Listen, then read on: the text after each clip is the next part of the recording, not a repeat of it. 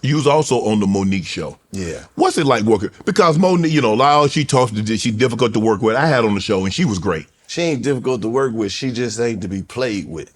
That's the difference. Yeah. Monique is she's gonna stand up for what she believes in. She's not finna let you talk to her crazy. You're not finna be making demands. It's like she a boss. Yes. And it's the difference between being a boss and an employee. You're right. When you hire Monique, you get the whole Monique. Right.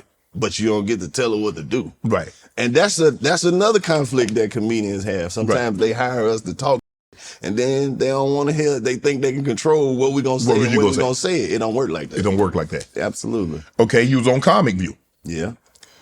How was that experience? It was dope. That was one of those shows that I grew up watching. So I would have did that for free. You get what I'm saying? Just to put my name on the wall like that. I did Def Comedy Jam too when they brought it back. So all of those shows that I got to like be a part of, that was part of like my journey. Anytime they call them, I always do them. Was that all? I mean, obviously, when you see those, you see Def Comedy Jam, you see Comic View. Was that always a goal of yours to get on those shows? It was a dream because, like I said, I didn't know that it was achievable. I thought when you were a comedian that, you know what I mean, it was somewhere that you went to become a comedian. Right. All these people were funny. Like, how did they get that good? So I just be at the crib watching that every night. Like, man, that's dope how you could just turn your personality into your job. Right. But as a child, did you did you write jokes? Did you write anything that you thought was funny? Or you just made light of situations that you saw? Kids, you know, maybe weren't as smart as you, or just, you know, some things, you know, they walked a little funny, they were a little slow, they was in a grade, you know, they started out together, then a couple of years later, they still in that same classroom and you done moved on a couple of grades. Did you make fun of kids? Nah, I made fun of everybody, but I always used to cuss a lot. You used to cuss a lot as a kid? I was the cussing ass kid. Like from the time I learned how to talk, I used to cuss. Your mom, your parents let you get away with that? It's not necessarily getting away with it, but sometimes you gotta weigh the risk and the reward. Sometimes that ass whooping was worth it. Nah. Hell no. Yes, it was. It was. It was, man. I used to get in trouble for cussing all the time. Right. I had one coach when I was in like middle school, junior high, 6th grade to 8th grade. It don't matter what day it was or where I was. He caught me cussing every day. Coach Terry, it's like as soon as I get through cussing, I turn around, he was right there. Man. So that was pretty much my thing growing up as a kid, bro. I used to always be the one to be like, man, it's up. And then they'd be like, Karlous said it. So you was on Last Comic Standing. Oh yeah. Did you, because if I'm not mistaken, Keenan Ivory Wayans was the judge, Amy Schumer was the judge. Yeah. What did you learn from that experience? Not to listen to Amy Schumer. Why she on there giving advice? She didn't win. Is that what you did, Amy? I'm not listening to you. Because you've been on these shows. I mean, you've been on a lot of high profile shows. I mean, so your name has been out there. Karlous, it's not like you've been, you know, you on the chitlin circuit and don't nobody know who you are. You put your name at the forefront. So you kind of had a name even before you became this. Sometimes. See, some of these shows, right? Like you need the chitlin circuit. Yeah. Because black people make you famous and then white people make you rich. So if I wasn't good at making black people laugh, they wouldn't have no interest in bringing me to these platforms. Correct. And then sometimes you get on these platforms and they be great opportunities, but they don't be paying. And that make me lose all interest in them. So you need to get a check to be free. Cause I'm grinding. Right. I'm over here in the hood. Right. And you know, you might get a call from the street dude, Big Baby. He got you in Greenwood, South Carolina at his cousin's spot, but he got that big show money. Yeah.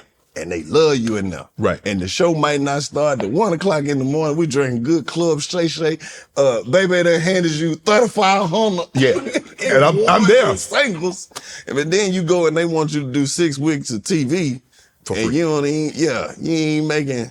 Then you got to pay taxes on it. Had you won, how different would your life have been had you won Last Comic Standing? It wouldn't have been too different. $250,000 wouldn't have changed you? Nah, I would have messed that money up. So, So it would have changed. I would have messed that money. You'd have jacked that money off. I'm so glad I ain't get that money right then. Yeah. Cause my mama had just passed. So I'm dealing with the sadness and the depression. Then you gonna throw some money on top of that. I probably wouldn't even be here right now. I would have messed that money up way too quick. Probably would have caught a charge. You went on hell date. So you, like I said, you stay on TV, Karlous. I'm grinding. So let me ask you a question. How do these opportunities, you have a manager, like I got somebody that I think would be perfect for this because you are a showman. You know how to get in front of the cameras. And that's a part of it. Knowing how to play to the cameras, knowing how to play to a crowd. Everybody can't do that. There are a lot of people that can be funny, but they don't know how to play to a crowd, play to a camera, especially because when that red dot go on, that's a whole different animal. Right. And plus the comedy that you selling to like a mainstream TV audience, it's different than what you can just really just rock when it ain't. Right. But I do got a dope team. My manager, she been in the game for a long time. She's been around all the big stars. Me and Dave Chappelle got the same manager. Okay. Ricky Hughes, she dope as hell. Right. So, I wanted to get somebody who knew the comedy world, but also knew the business side of it. So if she working with Dave Chappelle, who's one of the top comedians of this whole generation, it's like, she can go over there and she got time to deal with me and all this I got going on. I know that it's coming from a great place. A lot of times people don't want someone that big because you're like, man, you got Chappelle. You ain't got no time for me. You ain't gonna put no time in me because you got Chappelle and he all over. I mean, he's selling, he got Netflix specials and he all over. He can put his stuff up and it's gone. And so when you gonna have a little time for little Karlous? But I'm living in the dream. Right. You know what I'm saying? Right. Like you've been a professional athlete. You know what it's like. It's a job. But man, you used to love to put that damn Baltimore Ravens on. Yeah. And just being there, just like, man, I can't believe this shit, bro. I was at Savannah State and now you get what I'm saying? So man, I'm in the moment. Right.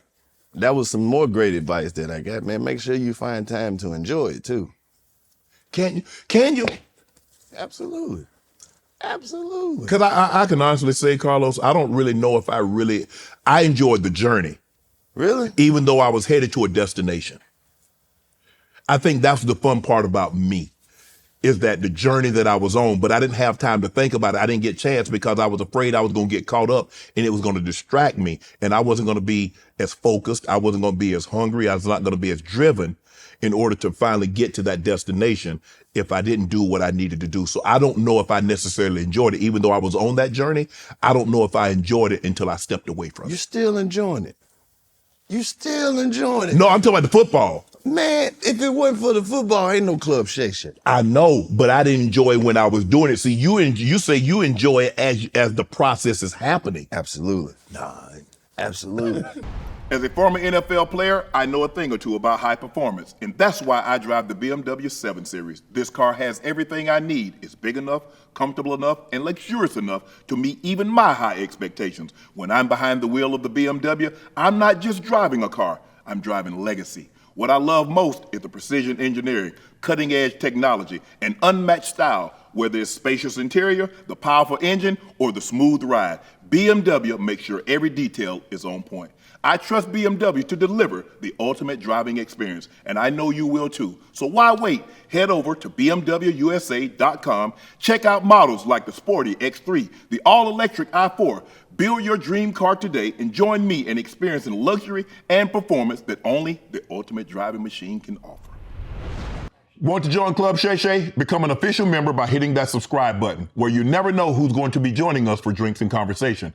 Don't be late to the party because we like to do something before two something.